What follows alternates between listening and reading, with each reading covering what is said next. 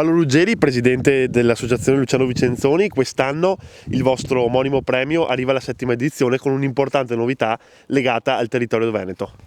Sì, quest'anno la sezione soggetti si arricchisce di una nuova sottosezione dedicata al territorio veneto. È una sezione in cui i giovani concorrenti potranno mandare dei soggetti ambientati nel territorio veneto o comunque con un forte legame al territorio e alla cultura veneta. E la pandemia che è in corso ha cambiato anche qualche modalità di partecipazione. Ci può spiegare quali sono queste nuove modalità?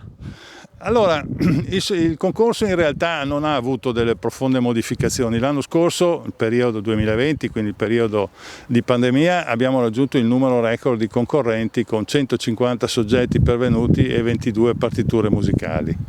Quest'anno il bando è stato varato in questi giorni e entro il 30 giugno arriveranno i soggetti e le partiture, e ci aspettiamo anche quest'anno quindi una grande partecipazione di giovani.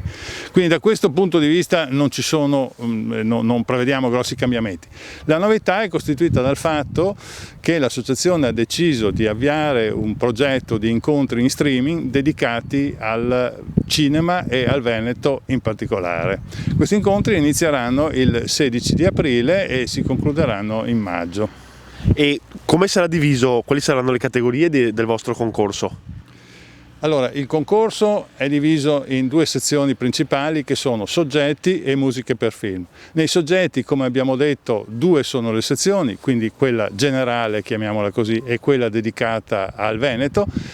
Per quanto riguarda invece le musiche da film, la sezione è unica e i concorrenti dovranno musicare alcune sequenze del film Malena, un film diretto da Tornatore con musiche di Ennio Morricone, peraltro, e naturalmente scritto da Luciano Vicenzoni. È stato tra l'altro l'ultima sua opera, Malena. Quindi un omaggio anche al grande Ennio Morricone. E cosa ne pensa lei come ha potuto influire la pandemia nel cinema? Allora, certo un omaggio a Morricone era doveroso quest'anno. Per quanto riguarda gli effetti della pandemia, direi che sono stati drammatici, perché di fatto i cinema da più di un anno sono chiusi.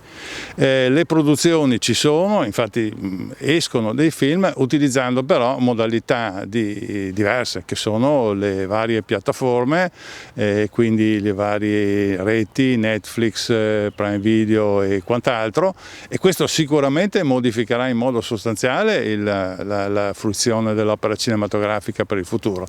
Dire adesso quali saranno le linee di sviluppo, questo ovviamente è molto difficile.